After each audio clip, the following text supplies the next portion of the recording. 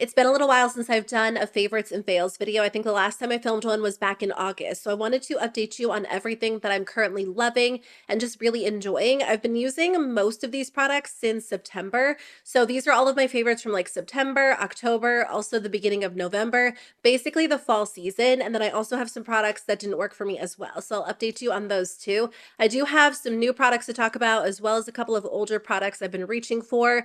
Makeup, some skincare, a hair product, fragrance, nails, everything beauty related. So when I did my everyday makeup drawer, I want to say it was like the beginning of September, I put a lot of products in the drawer that I wanted to get use out of during the fall season. And I fell back in love with this primer. I'm so glad I put it in there because it was just kind of sitting in my makeup collection. I hadn't used it regularly in a little while. It's the NYX Plump Right Back Primer, but ever since I put it in my drawer, I've been using it nonstop. I really liked this primer when it first launched. I think it was maybe the beginning of last year. And then there were just so many other primers I really enjoyed that I feel like this one got neglected. It's a little bit less intense than something like the e.l.f. Power Grip Primer, but it still has a little bit of a sticky base to it. So I feel that it does lock my makeup into place so well, but it's also very smoothing, very hydrating. It just preps the skin so well for foundation. So I feel like this has really been the perfect formula for the fall season because it is moisturizing and smoothing. It does extend my makeup, but it's not quite as intense as the Power Grip Primer. It is a little bit expensive for a drugstore primer. It's $17, but NYX does go on sale on Ulta's website fairly often, like buy one, get one half off. Black Friday is right around the corner, so I feel like they'll probably be on sale on Ulta's website too. So you can probably get it for a discount at some point. And they do sell a mini, but that one's not the best deal if you feel like you'll use it up fully because the mini is $8 and you only get about a third the amount of product that you get in the full size primer. So if you are someone who goes through primers fully, like I do use up my primers fully, I would recommend going with the full size version and then just maybe waiting to see if you can get it for a discounted price. Another older favorite that I have just fallen back in love with is the Essence Pure Nude Highlighter. I feel like this product and I have had a little bit of like a rocky relationship over the years. When I first tried it, like forever ago, I loved it. And then I think it was like right around 2017, I started getting into really intense highlighters. And if you've tried this highlighter from Essence, you know that it is definitely more of a subtle highlighter. So for a long time, I wasn't really into this formula or formulas similar to this because I wanted a really intense highlighter. It really wasn't until fairly recently that I really enjoyed something that wasn't quite as intense. And I feel like for day-to-day wear, this is perfect. It's really the only highlighter I've been wearing. I haven't even been reaching for my Rare Beauty highlighters most of the time because this one is perfect. It just gives my skin more of a subtle glow. You can build it up to some extent. Like if you layer it up on the skin, it looks a little more vibrant, but for the most part, it's hard to go overboard, which is why I like it so much because if I'm not wearing a lot of makeup, I don't necessarily want like a super over the top highlight. When you touch this product, it feels dry. And honestly, if I don't use the right brush, like sometimes it looks a little bit dry on my skin, or if I have like a super matte base. But I do feel like most of the time, this really is like my ideal go-to highlighter. And it does remind me a lot of Hourglass. I have like an older Hourglass palette that I purchased a few years ago, and there's a highlight powder in there, and I feel like they look identical on the skin. Although this one is a lot less expensive. So I highly recommend it if you do like more of a subtle highlight. Okay, let's talk about a few lip products. So back in August, the brand Typology actually sent me some products to test out, and I've been using them for the last few months, but I brought a lot of them with me when we went out of town in September. We were gone for like 3 weeks, and I thought that would be the perfect time to test them, and I really fell in love with their tinted lip oil formula. So they do have a clear, but my favorites are the tinted ones, especially like these two darker shades. I have a little bit of this one on right now, although I've been talking for a while, so I feel like a lot of it has worn off. This one is in the plum purple shade. It's so unique and a little bit different than other lip oil formulas I've tried. This formula has like an actual oily texture to it, and I feel like a lot of brands are calling their products lip oils and they feel more like a traditional lip gloss. If you're a fan of like more of a nourishing, oily textured lip product, you will love this. Not only is it like very smoothing and very pretty on the lips, I love that you can build these up. Like you can go in with a very light layer for just like a hint of color. You can layer them up to look a little bit more intense. They make my lips look and feel so incredibly smooth, and they're just incredibly nourishing. Like sometimes lip oils will actually dry my lips out. That is not the case with these. These feel so good even after they wear off. So if you could only choose one, I mean, I don't know. I want to narrow it down to two. My favorites are like the ruby red shade and then the plum purple. But if it was summertime, I might be reaching for one of the lighter shades. And the clear is nice too if you do just like, you know, no color, but you want like that nourishing feel. There's another lip product I've really been enjoying. This is a little bit of a newer launch. I want to say I still maybe tried it like end of September. Maybe it was the beginning of October. But these are from Catrice. They are the tinted lip oils. They're $6 each, so very, very affordable. Catrice has another lip oil formula that I love. It's called the Powerful 5 Glossy Lip, and I feel like they're somewhat similar. These actually end up looking, they're a little bit glossier on the lips, but they do feel very similar. Like they have that nourishing plush feel to them. The applicator is amazing, and I really enjoy these. Like I would have been convinced that these were like a $25 lip product if I didn't know they were from Catrice. They really do feel very luxe, really, really nice. I have tried the new e.l.f. lip oils and I do like those, but I like these better. I think that these feel better on the lips, they last longer, and they have more benefits. They are pH changing lip colors, which normally I'm not a fan of, but I feel like maybe that's not the case anymore because now when I try one, I don't automatically write it off. But I do like the fact that these leave behind like a subtle stain. Honestly, the stain does last a while. Like I just wore one last night, and when I woke up this morning, my lips were still stained. Like after I washed my face, scrubbed my lips. So that is something to keep in mind. That could be a pro or a con, but I think it's nice that it leaves behind like that subtle hint of color because it is really pretty. There is an orange one and a yellow one that I don't think end up tinting your lips quite as intensely as these three. I will swatch these for you on the lips so you can see what they look like. I don't think there will be major differences between the three. Like the light pink is obviously a little more subtle than the red. And you could probably just get away with buying one, to be honest. Unless you want like a less intense pink lip color, I would go with the orange or the yellow one too. But I really enjoy these. I think they look so good. I've been wearing them nonstop. Definitely my new like top favorite drugstore lip oil. So I actually don't have this product on my lashes right now. This is the new Tower 28 Make Waves mascara in the shade Drift, which is like their deep espresso brown. I was excited about this because this is my favorite mascara of all time. And normally I want like the darkest, most dramatic black mascara I can find.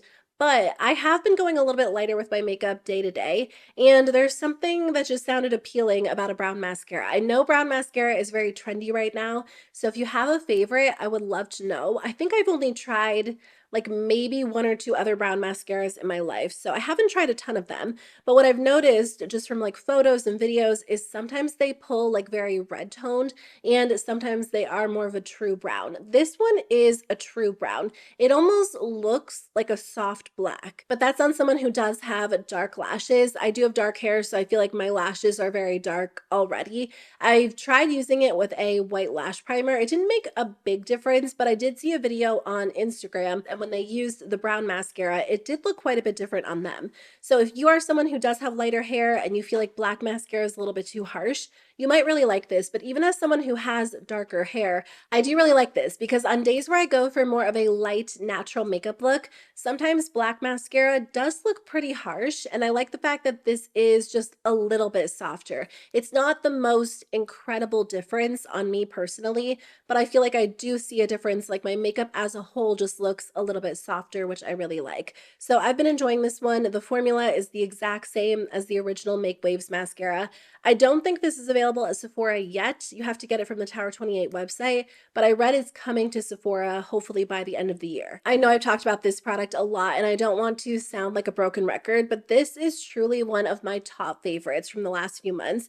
It is the Tower 28 Serum Concealer. So after trying the Natasha Denona concealer, I really didn't think that I would find another concealer in 2023 that I liked as much. Like I thought that was it. That was my new favorite, my holy grail, and I do love that one. I actually just used mine up fully. But this one is so good, just in a different way. And honestly, this has been a favorite of mine, especially for the fall season, because it is incredibly hydrating. It just looks so good on the skin. I feel like I'm kind of moving away from like super matte complexion products now that it is, I mean, it's November. The weather has changed. It is so cold outside. My skin is definitely leaning more combo these days and not quite as oily at all. So I definitely appreciate something that is really hydrating hydrating and looks a little more natural on my skin in the winter time when my skin can tend to be a little more dry. It is truly effortless to work with.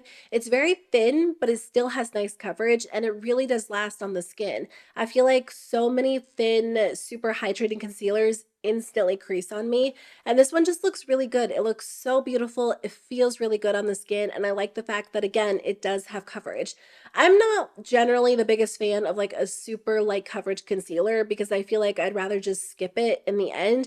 It doesn't really make sense for me to go in with it and apply it. I like something that still has coverage, but this one feels like a light coverage concealer. Like it barely feels like you're wearing anything on the skin. So I'm a big fan of static nails. I've been wearing their press-on nails pretty much exclusively for the past few years, and I just love them. They're so easy to apply. They look really good, and I think they look really natural. In fact, most of the questions I get, people are like, what nail color are you wearing? Rather than like, which press-on nails are you wearing? I do wear press-on nails. I tried to grow my natural nails out in September, and no matter what I do, like my natural nails never look this good. At some point, I probably will try to grow them out, but I love the way these look. They apply easily, they stay in place well. Anyway, I was pretty much out of them. Like I usually purchase a few whenever they have a sale or some sort of discount, and I was placing an order on Ulta's website. So I grabbed a couple of these because they were available and I thought the color was pretty. So they actually did a collaboration with Mean Girls, and they have a bunch of really cute sets, but I went with the Rules of Feminism, which is what I'm wearing right now. It's kind of like a soft neutral pink. It's really, really pretty, but there's something about the quality of these nails. Like they feel thicker, they feel a little more durable. They actually last on my nails a lot longer than the regular static nails. Like I actually went 2 weeks without any of them popping off, and they weren't even like a little bit loose. Usually I can get the regular ones to last 2 weeks, but I might have like a couple pop off and then I'll just like file them down and glue them back on and I'm good to go. But these were not going anywhere, and it was actually almost a little bit difficult to remove them. So I'm telling you, they did something special with the Mean Girls collaboration. Like they either used like a different manufacturer or they put like a little more money into them. The packaging is also cuter and the designs are really, really fun, and the nail shapes are actually a little bit different. I feel like they fit my nails better. So I don't know what they did to these. I don't think they're going to be around forever, so I think I probably will stock up on them because they last so long, and I really like the color of these too. So I just wanted to mention these. I do have a coupon code. It's just like my personal referral link. If you use it, you can get $5 off your order on the Static Nails website, but they also have these at Ulta. So I'll link them in both places in the description box below. I do have two moisturizers to talk about, one that I love and one that didn't work for me. So my skin was just kind of going through it in October. I think it was like the season change and the fact that we were running the heat in the house and it was cold outside. My skin was just very dry. It was kind of red and sensitive, a little bit irritated. So I was looking for a moisturizer that was really basically like reparative. And this one from Cocokind is supposed to instantly restore skin's moisture levels and provides increased plumpness. It improves radiance, supports the skin's natural collagen, and then also reduces the look of fine lines and wrinkles. The reason why I really wanted to try this out is because it's meant to be incredibly restorative. And when I was reading the reviews online, they also said it's very, very gentle. So for a few days, I stopped using like any harsh products, things that could just irritate my skin. And I just used a cleanser and this product. And within a few days, like my skin was back to normal. It instantly felt hydrated. All of the redness was gone, the sensitivity, the irritation. So this worked so quickly to kind of get my skin back to normal. Since then, I've incorporated like the other products back into my routine, and I am using this one at night, and it really just kind of keeps my skin in balance. It's so interesting because the first time I applied this to my skin, I was like, there's no way I'm going to like that. It's such a different texture. Like it's very runny, but as you start applying it to the skin, it's kind of difficult to work in. Like there's a little bit of a tug to it. It's not going to glide on super easily. It's not going to blend in super well, which doesn't sound appealing for a moisturizer. And after I apply it, I'm almost left with more of like a natural matte finish, which again is weird for like a very restorative night cream, but it does work incredibly well. And there's just really good ingredients in this moisturizer that are very, very hydrating, like both initially, but also over time. I wouldn't say that it has helped to reduce the look of wrinkles or fine lines like it claims, but I'm really happy with the fact that my skin does feel very, very balanced. It's not irritated, it's not quite as sensitive. So I love this product. A lot of moisturizers in particular really irritate my neck, and this one does not. So I will continue using this. I'm so happy I found it. The moisturizer that did not work for me, unfortunately, is this one from IT Cosmetics. It is the Confidence in Your Beauty Sleep. It is their skin transforming pillow cream. Now, I will say this does have pretty good reviews online, so I'm not saying it won't work for you. There are just a few things about it that I didn't love. First of all, it is a very expensive moisturizer. It's $65. It does have some lofty claims for that price. Oh, sorry, it's $64, but it's supposed to visibly improve the top 5 signs of aging skin, which are fine lines, wrinkles, dryness, dullness, and loss of firmness. They say after 1 sleep, your skin will feel hydrated, smooth, and supple, and then after 7 sleeps, your fine lines will diminish in appearance, and your skin will actually feel firmer and look plumper. I didn't really get to that point. Like, I wasn't using it super regularly because it really irritated my skin for some reason. I was actually using this product before I started using the one from Cocokind, and I think that's what led to my skin feeling so irritated and looking really red. This just didn't sink in at all. Like, I would apply it to my skin and then my skin would feel so greasy. And then the next morning when I woke up, it felt even worse. Like, I could not wait to wash my face the next morning. So I think if you have incredibly dry skin, you might actually appreciate that aspect. But if you have combo skin or oily skin, I would skip it because of the fact that it is so incredibly greasy. I really wanted to make it work for me and like keep using it to see if it lived up to those claims because it has some really good claims. And I was mainly using it like on my neck and my chest because that is where I'm dealing with like more fine lines overall compared to my face. But it just really irritates my skin. So I'm going to use it on the back of my hands because it doesn't irritate my hands for some reason. And that will be a good way to use it up fully. But it just didn't end up working for me. And for that price point, like I have to have something that does not irritate my skin. So I look through the ingredients and I don't even know exactly what could be the sensitizing ingredient for me. I almost think it was just the fact that it didn't fully dry down. So my skin felt like really greasy all night long. And I can't, that texture for whatever reason was like a big no for me. I don't know. And again, it did have really good reviews online. So if I can use it on my hands at night, that would actually be great because my hands are super, super dry during this time of the year. And I feel like they are kind of showing signs of aging. Like they don't look as smooth as they used to. So I'll be able to use it up fully, just not on my face. Also, this one does have a really strong scent that you can smell like all night long. So just keep that in mind. It's almost like it kind of reminds me of like a spa. Like if you're getting a facial, like a little bit medicinal, it's very intense. So just something to keep in mind. And the last favorite is just the Kayali Pistachio fragrance. This smells so, so good. I feel like it's the perfect time of the year for it too. I love it more now in November than I did in October. And I actually got it in September. I feel like I liked it then, but like this is the perfect time of the year for it because it is such like a warm, cozy scent. It puts me in such a good mood when I apply it, and I just feel like it fits so perfectly for this time of the year. So if you are looking for a new fragrance, I do recommend this one. I feel like it does last pretty well on me. I don't spray a ton of it, and I feel like even like hours later, I can still smell it. So I'm definitely a fan of this. I've been enjoying it so much. Oh my gosh, I just realized I actually have 2 other makeup fails to share with you. This is going to be a long video. I totally forgot about these. I talked about the Catrice Gloss and Glow Tinted Lip Oils. I love these so, so much. At the same time, Catrice also launched their Lip Lovin Caring Lip Serum.